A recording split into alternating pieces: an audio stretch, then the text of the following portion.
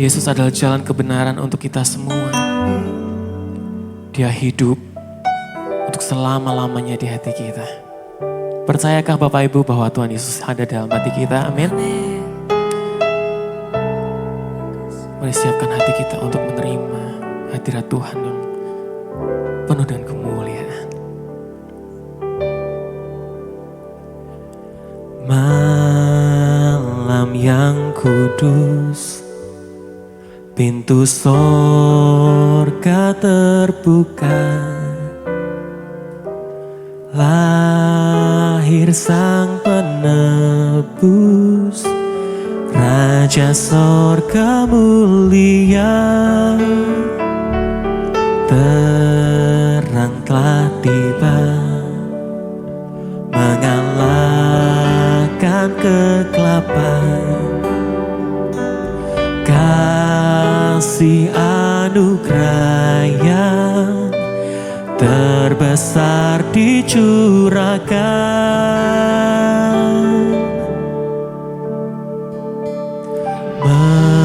mengalir dari tempat maha tinggi. Harapan bahagia telah tiba.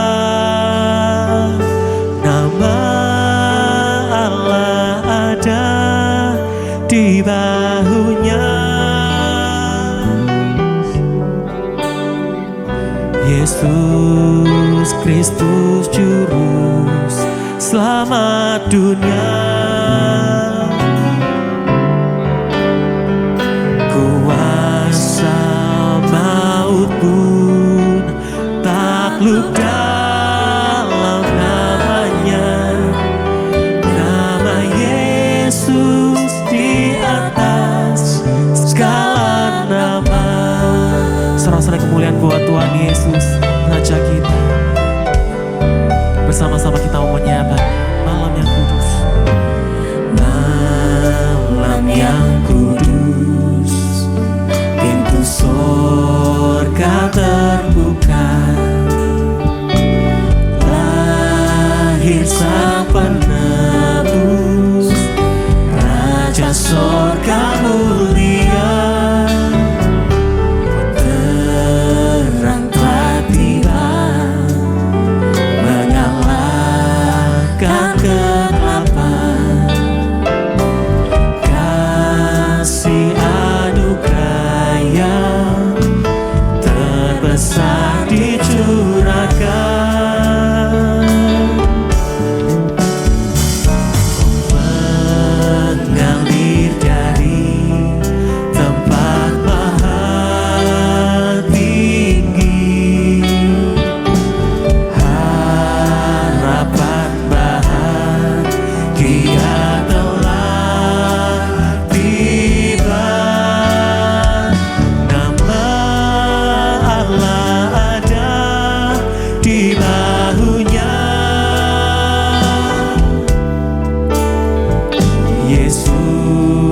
Kristus Juru Selamat dunia. Kuasa maut pun, kuasa maut pun takluk dalam namanya. Nama Yesus di atas segala nama. Amin.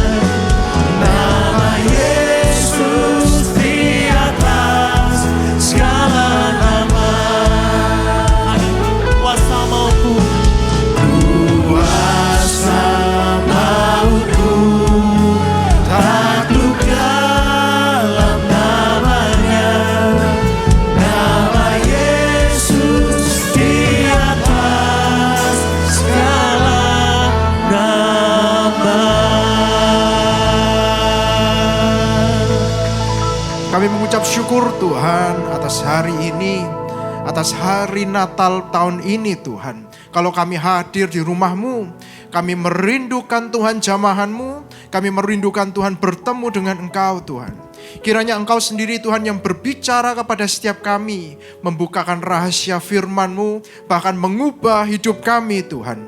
Dan kami mau Tuhan, sepanjang hidup kami, Engkau berikan langkah-langkah yang baik Tuhan. Karena kami tahu Tuhan, masa depan sungguh ada. Dan masa depan yang daripada-Mu adalah masa depan damai sejahtera.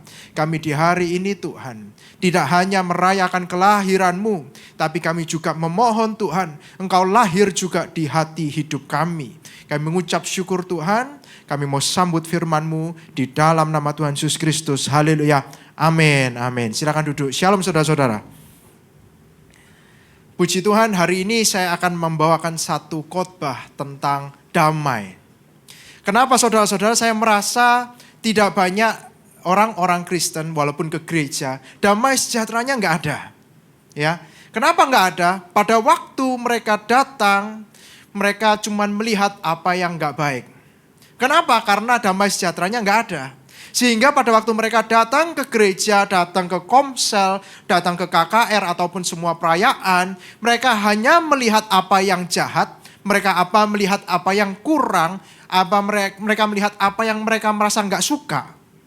Tetapi mereka lupa kalau mereka mau mencari Tuhan. Sehingga pada waktu damai sejahtera ini hilang, sesungguhnya saudara-saudara, kita mau ngapa-ngapain itu juga nggak enak. Saya ingat-ingat sama teman-teman selalu bilang, iri sekali ya sama anak-anak yang tiap hari main-main gitu ya. Aku rasanya kepingin kembali ke masa kuliah atau SMA gitu. Rasanya hidup lebih indah. Setiap hari jalan-jalan, ya, main-main, nggak ada yang dipikirin.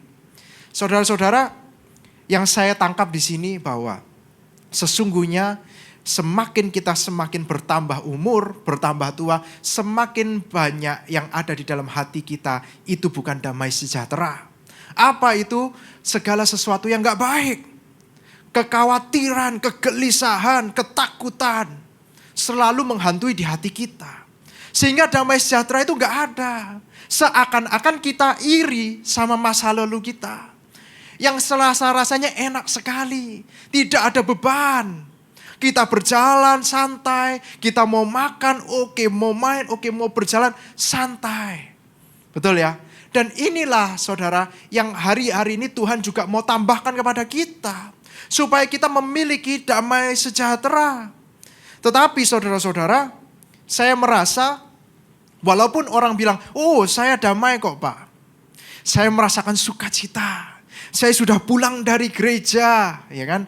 Udah merasakan luar biasa enaknya. Nikmat puji-pujiannya, firmannya juga luar biasa. Saya merasa damai.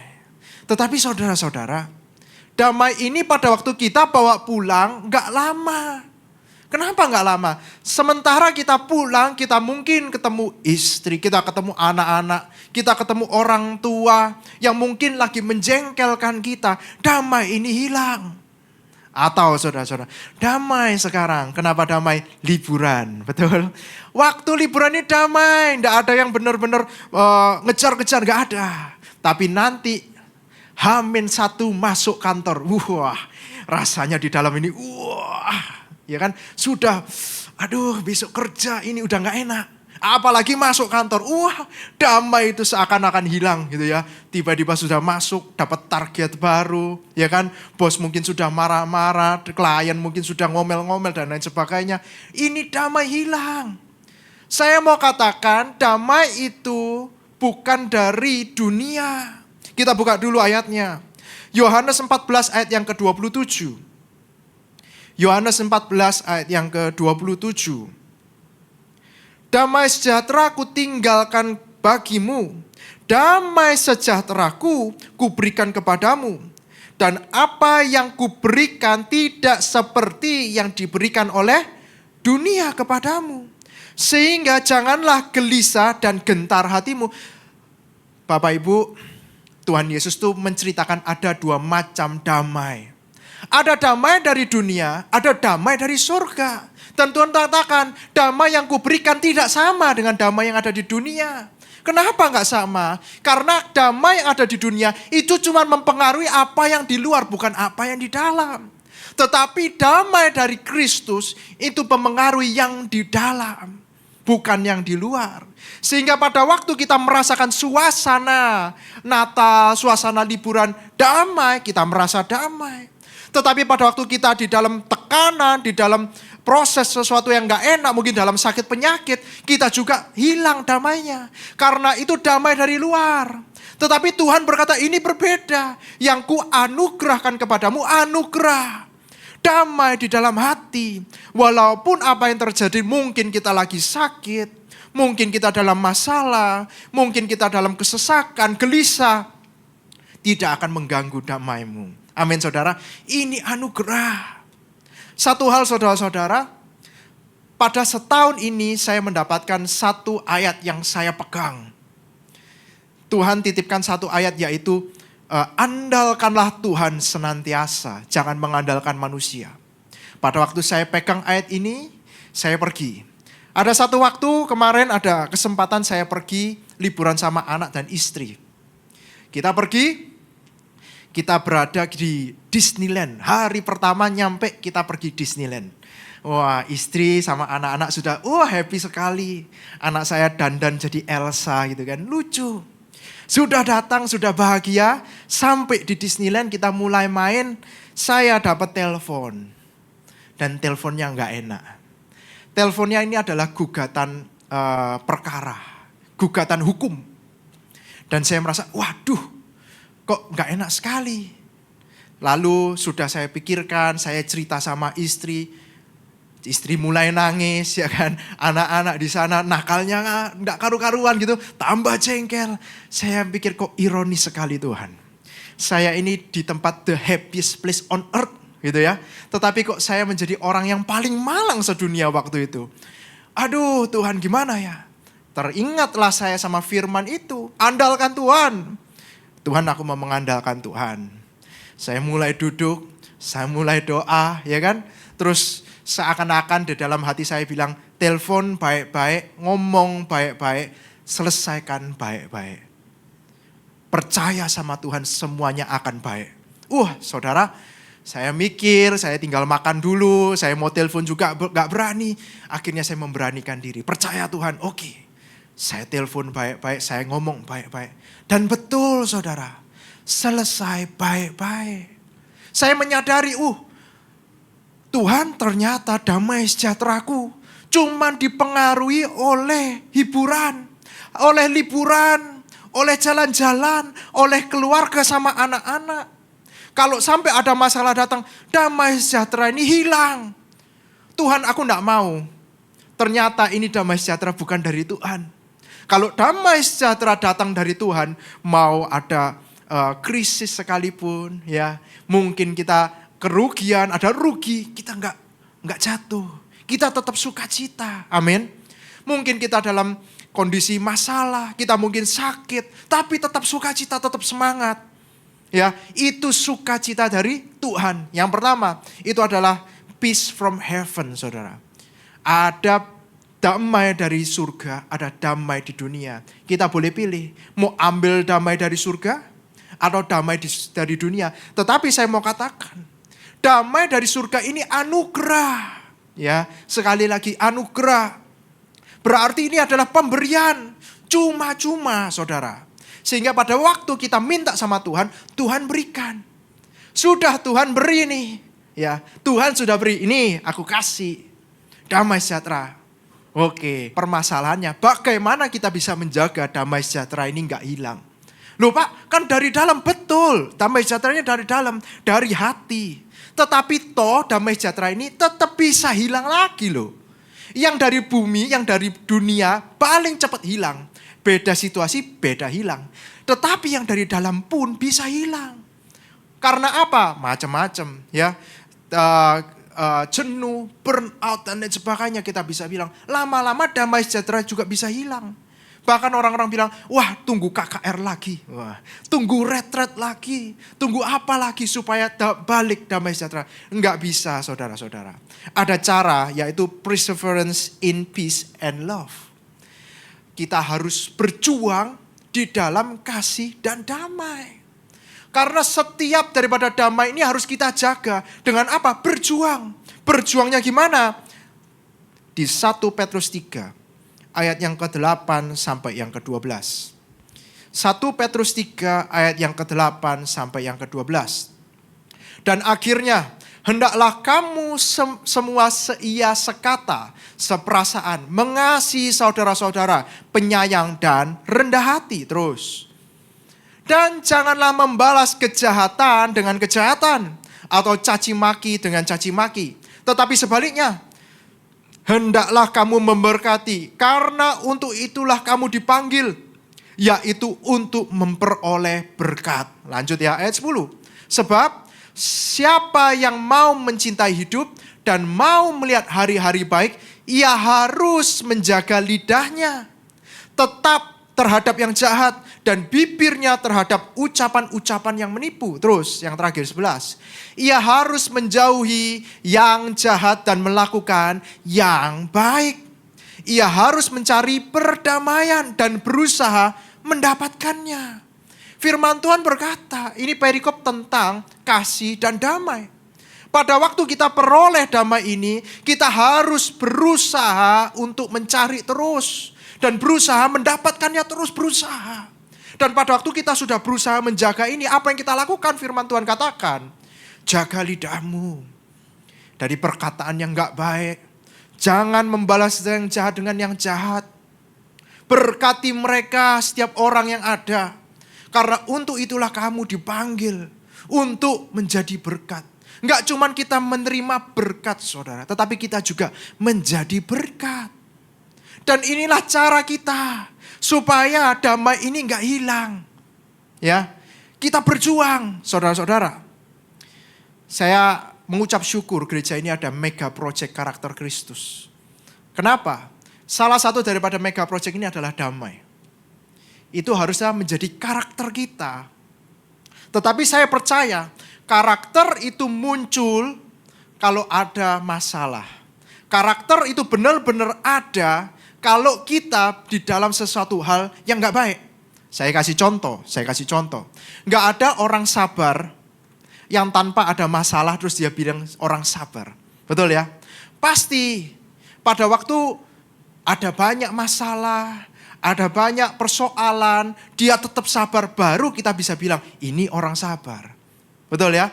Terus kalau ada orang yang rendah hati, lemah lembut, nggak mungkin orang bilang, oh ini orang yang lemah lembut karena nggak ada masalah gitu ya. Hidupnya santai-santai, baik-baik semua. Enggak.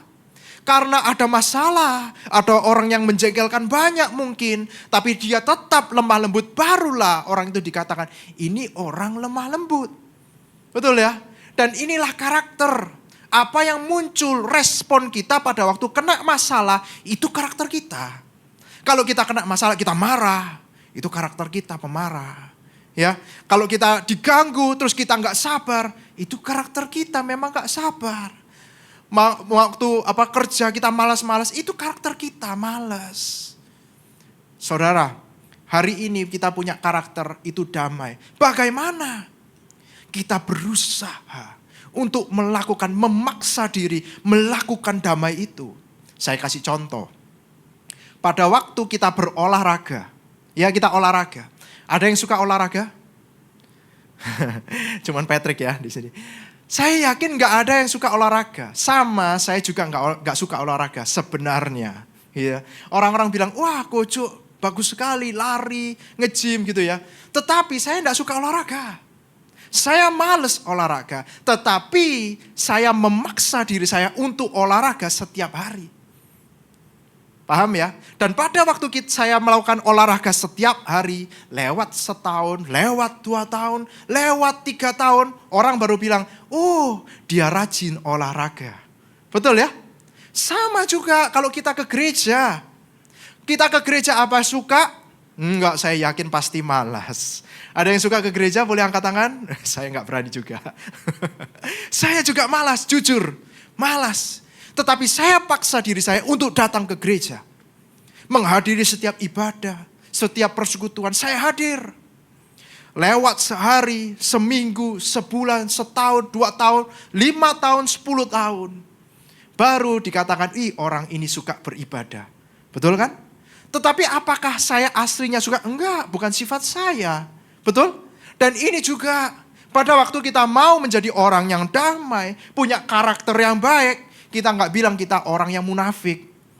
Kenapa? Orang munafik itu cuma muncul pada waktu-waktu tertentu. Mungkin kita bakal jadi sabar, suka berdamai kalau di gereja. Ya, ketemu Pak Pendeta gitu ya. Ketemu pekerja baru, wah damai gitu. Tetapi kalau enggak, wah haleluya. Saudara, sehingga itu yang membedakan karakter ataupun itu munafik pura-pura. Janganlah kita menjadi hipokrit, munafik. Tetapi kita lakukan itu setiap hari, berusaha.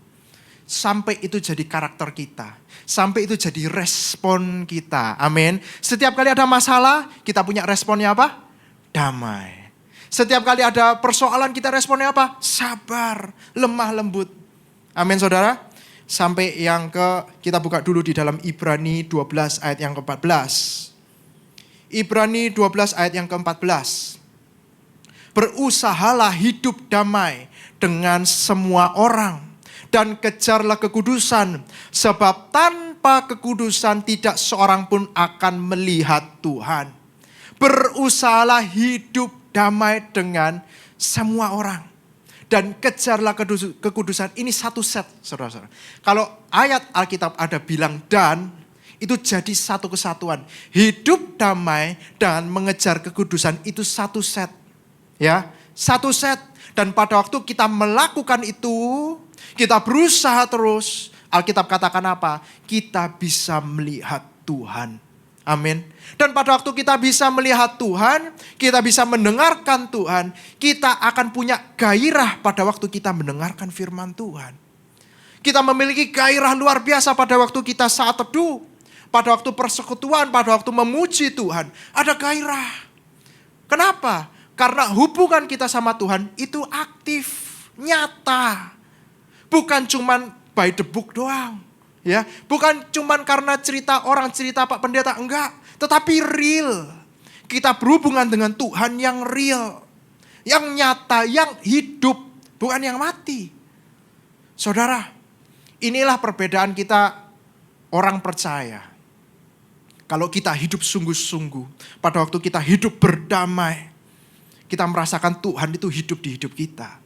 Sehingga firman itu seakan-akan hidup, saudara-saudara. Firman itu nyata, terbentuk di hidup kita. Enggak benar-benar, cuman kata orang, cuman ini, cuman enggak. Nyata. Kalau memang Tuhan tolong, Tuhan tolong. Kalau memang Tuhan berkati, Tuhan berkati. Kalau memang Tuhan lakukan ini, banyak hal kita akan melihat semuanya itu. Amin saudara. Yang terakhir, poin yang terakhir, share the peace. Bagikan damaimu. Pada waktu kita sudah memiliki damai yang Tuhan anugerahkan di hidup kita, sudah punya di dalam. Kita berusaha menjaga dengan baik. Step selanjutnya kita harus membagikan. Kenapa membagikan? Karena ini adalah sesuatu yang penting. Melewat kita membagikan ini, damai kita juga nggak akan hilang. Kemarin kita ada kesempatan untuk barbecue. Sama anak-anak muda, kita bikin barbecue. Kita bikin smoke stick. Wah, mantap ya. CI tapi stick. Wah, enak sekali. Lalu saya mulai ngajarin teman-teman. Gimana caranya? Ya, kita bikin arangnya dulu. Sudah bikin arangnya bagus, sudah nyala. Kita masukkan kayunya satu persatu, saya bilang. Kenapa satu persatu? Kalau dikasih satu, kayunya terbakar akan jadi asap. Tetapi kalau kamu kumpulkan kayunya banyak, akan jadi api. Kalau asap itu akan membuat aroma yang enak. Tapi kalau jadi api, nanti terbakar, gak bagus gitu ya. Dan ini juga sama. Kita perlu menjangkau jiwa supaya menambahkan api di hidup kita. Kalau kita sendirian, kita cuma jadi asap, saudara-saudara. Ya, lama-lama cuma kebakar sampai jadi asap. Tapi kalau kita terus nambah kayu, nambah jiwa, kita akan terbakar. Ya, kita buka firman-Nya dulu di dalam Yohanes 20 ayat yang ke-19 sampai yang ke-23. Yohanes 20 ayat yang ke-19. Ketika hari sudah malam, pada hari pertama minggu itu, berkumpullah murid-murid Yesus di suatu tempat dengan pintu-pintu yang terkunci karena mereka takut. Kepada orang-orang Yahudi, pada waktu itu datanglah Yesus dan berdiri di tengah-tengah mereka dan berkata, damai sejahtera bagi kamu. Saudara-saudara, gak cuman murid-murid yang takut. Ternyata banyak orang di sekitar kita yang mengalami ketakutan, gelisah, kecewa. Dan mereka ini yang perlu kita datangi seperti Yesus datang kepada mereka. Dan berkata kepada setiap mereka, damai sejahtera bagi kamu, shalom. Menguatkan mereka, memberikan doa, memberikan semangat. Supaya mereka gak patah hati, mereka tetap ada yang mendukung. Mereka ini orang-orang yang lemah. Sama kita juga lemah dulu. Dan kita di-approach sama orang, betul? Kita pasti dihampiri orang. Ada yang kita didoakan, mungkin kita di-follow up. Setelah kita jadi, setelah kita sudah punya damai, kenapa kok kita menjadi orang yang egois? Kekristenan sekarang cuma mementingkan diri kita sendiri. Kita cuma berkata, yang penting saya selamat. Ya kan? Saya selamat, it's enough. Enggak boleh, saudara. Pada waktu kita selamat, kita harusnya semakin serupa dengan Kristus. Ikut ajarannya, ikut contohnya. Pada waktu dia datang kepada murid-murid yang takut, kita juga datang kepada saudara-saudara kita yang takut. Mungkin anak-anak kita, mungkin orang tua kita. Kita boleh memberikan dukungan. Terus, ayat yang ke-20. Dan sesudah berkata demikian, ia menunjukkan tangannya dan lambungnya kepada mereka. Murid-murid itu bersukacita ketika mereka melihat Tuhan. Terus, maka kata Yesus sekali lagi, damai sejahtera bagi kamu. Sama seperti Bapa mengutus aku, demikian juga sekarang aku mengutus kamu.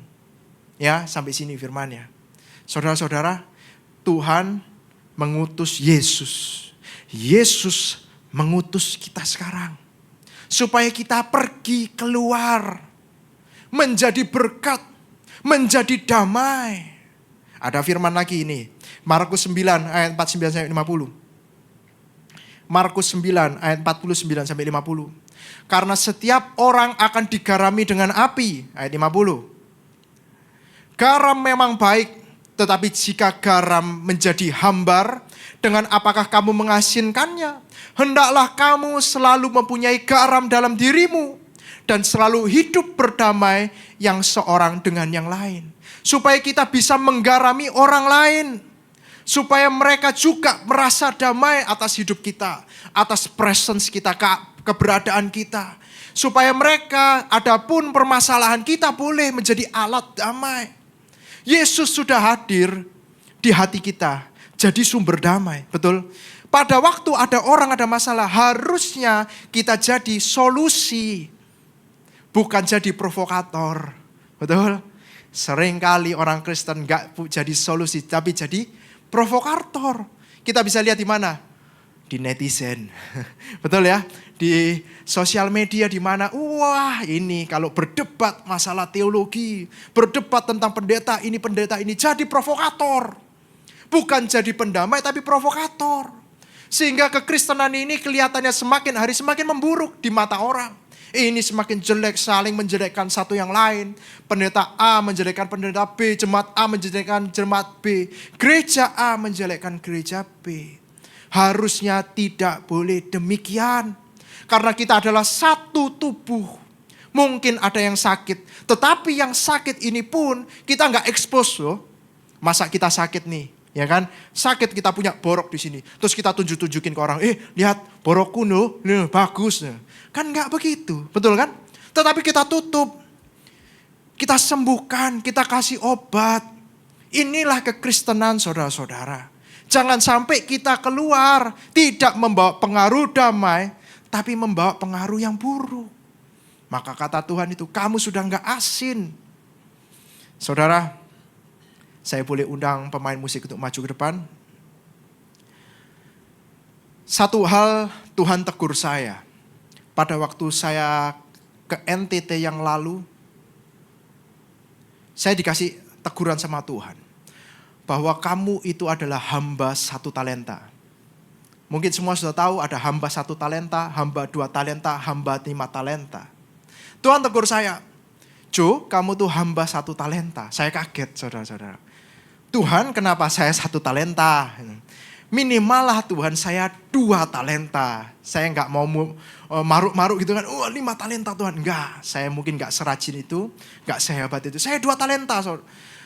Minimal 2 lah Tuhan, saya sudah pelayanan, saya sudah ikut misi, saya melayani Tuhan, saya ke gereja, saya nggak pernah bolos dan lain sebagainya. Tapi Tuhan katakan, kamu adalah hamba 1 talenta. Kenapa? Karena kamu tidak menghiraukan jiwa-jiwa. Saya bilang sama Tuhan, saya mulai alasan. Tuhan, kenapa saya nggak menghiraukan jiwa-jiwa, saya nggak follow up, ya kan? Saya nggak mau cari jiwa, karena saya orang introvert. Saya pemalu, saya nggak pandai ngomong, saya nggak bisa basa-basi gitu ya. Saya sering, apa itu namanya ya? Sering susah untuk berbicara. Tuhan, saya tidak diciptakan, spesifikasi saya bukan untuk itu. Tapi Tuhan katakan, yang membuat kamu itu aku. Bukankah kamu yang bilang, engkau ciptakan aku sebagai alatmu. Pakailah Tuhan sebagai alatmu. Sekarang aku menciptakan kamu menjadi alat buat menjangkau jiwa. Keluar daripada ini. Kamu jangan di kotak-kotak sama spesifikasimu. Keluar. Saya mulai teringat. Tuhan Yesus pun, dia adalah anak seorang tukang kayu. Betul ya? Anak orang tukang kayu. Dan dia dididik untuk bikin furniture mungkin. Kayu-kayu semua. Spesifikasinya tukang kayu. Apakah Tuhan tumbuh menjadi tukang kayu? No. Walaupun dia spesifikasi tukang kayu, dia keluar menjadi guru, pembicara, luar biasa. Murid-muridnya juga sama. Spesifikasinya apa? Nelayan. Betul ya? Pemungut cukai. Orang-orang berdosa. Spesifikasi mereka enggak baik semua. Tetapi Tuhan katakan apa? Mulai hari ini engkau akan kujadikan penjala manusia. Bukankah kita juga sama sekarang? Tuhan berikan kita anugerah damai. Spesifikasi yang baru. Sehingga pada waktu kita keluar, harusnya damai ini muncul. Damai ini terus kepada mereka-mereka yang ada di sekitar kita. Jiwa-jiwa yang terhilang. Yang kita memiliki berat kepada mereka. Yang pernah kita kenal. Mungkin itu saudara kita. Mungkin anak kita, orang tua. Atau teman yang kita kenal. Saudara-saudara, untuk itulah kita dipanggil. Untuk itulah kita menerima anugerah. Yang terakhir, Matius 5 ayat yang ke-9. Matius 5 ayat yang ke-9. Berbahagialah orang yang membawa damai, karena mereka akan disebut anak-anak Allah. Berbahagia orang yang membawa damai. Kalau kita membawa damai, berarti kita sudah punya damai. Membawa damai itu bagi setiap orang. Dan Tuhan katakan, berbahagialah kamu. Kalau kamu membawa damai. Sekarang aku sebut anak-anak Allah. Bukankah itu anugerah yang Tuhan berikan kepada kita? Sesungguhnya kita bukan orang yang baik. Kita orang berdosa. Kita orang yang gak layak. Bahkan diselamatkan pun gak layak. Setelah diselamatkan pun kita tetap nakal. Mungkin kadang kita gak gak rajin. Mungkin kadang kita mementingkan diri sendiri. Mungkin kadang kita masih bertengkar. Mungkin kadang kita juga masih buat dosa. Tapi Tuhan pun masih menganugerahkan, kamu tetap anak-anakku. Ini luar biasa saudara-saudara. Kita terima hari ini. Bukan cuman kita memperingati Yesus lahir di dunia.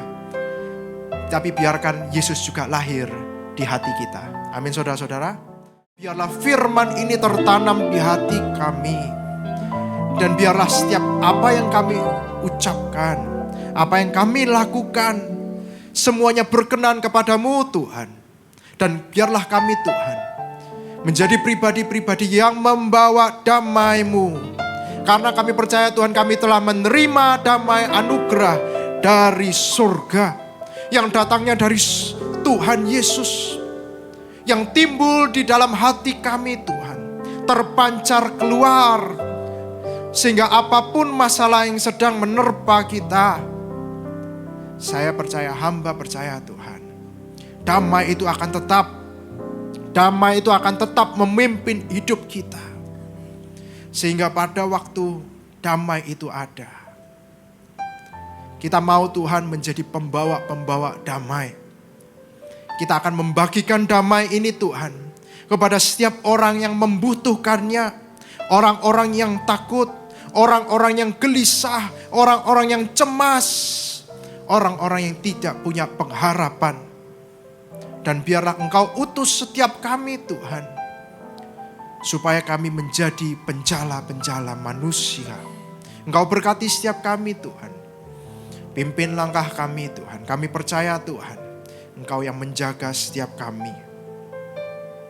Tuhan, kami juga mau bersyafaat.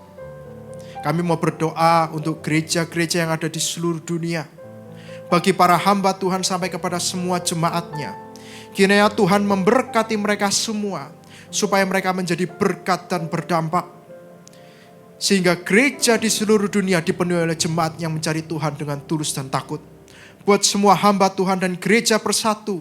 Rukun dan tidak terpecah-pecah. Supaya dunia percaya Yesus adalah Tuhan bagi kemuliaan Allah Bapa. Demikian juga untuk gereja di mana kami Engkau percayakan untuk mengembalakannya, yaitu gereja Blessing in the Spirit. Tuhan, kami juga berdoa untuk setiap persembahan daripada jemaat-Mu. Kiranya Tuhan menerima dan membalas berlipat-lipat. Biar persembahan ini berkenan kepada Tuhan sebagaimana persembahan Habel. Tuhan, beri kemurahan-Mu. Balaslah kebaikan dan kerana hati jemaat. Jaga dan lindungi mereka serta pelihara mereka beserta keluarga, pekerjaan dan kesehatannya. Mari saudara-saudara kita dekapkan tangan kita di dada. Karena damai itu sudah ada di dalam hati kita. Sehingga firman-Nya berkata, jagalah hatimu dengan segala kewaspadaan. Karena dari sanalah terpancar kehidupan. Jemaat yang dikasihi Tuhan, jadilah berkat. Dan terimalah berkat rahmat anugerah dari Allah Bapa di surga. Di dalam putra tunggalnya Yesus Kristus. Yang telah mati bagi dosa kita dan bangkit pada hari ketiga. Sehingga kita menyembah Tuhan Allah yang hidup. Dan iman kita bukan kepada Tuhan yang mati. Dan Dia naik ke surga menyediakan rumah bagi kita. Sehingga kita punya pengharapan yang pasti. Dan Dia akan datang kembali untuk kedua kalinya. Menjemput gereja dan umatnya yang berjaga-jaga. Kudus, dewasa dan bijaksana. Serta menghakimi dunia. Dan di dalam persekutuan dengan roh-Nya yang kudus. Yang membuat hati kita berkobar-kobar dan roh kita menyala-nyala. Di dalam kasih semula roh kudus yang menghibur. Menguatkan, memelihara. Menginsyafkan, menuntun. Dan memimpin kita kepada kebenaran dan kekudusan. Serta menjadi saksi Kristus mulai hari ini sampai selama-lamanya. Mari kita tutup di dalam doa. Bapa kami yang ada di surga. Dikuduskanlah nama-Mu. Datanglah kerajaan-Mu. Jadilah kehendak-Mu di bumi seperti di surga. Berikanlah kami pada hari ini makanan kami yang secukupnya. Dan ampunilah kami akan kesalahan kami. Seperti kami juga mengampuni setiap orang yang bersalah kepada kami. Dan jangan membawa kami dalam pencobaan. Tetapi lepaskanlah kami daripada yang jahat. Karena Engkau yang punya kerajaan dan kuasa dan kemuliaan sampai selama-lamanya. Amin. Tuhan Yesus memberkati. Merry Christmas. Shalom. Silakan duduk saudara-saudara. Yang mengerti semua masalahku, Tuhan telah siapkan yang terbaik bagiku. Ku nantikan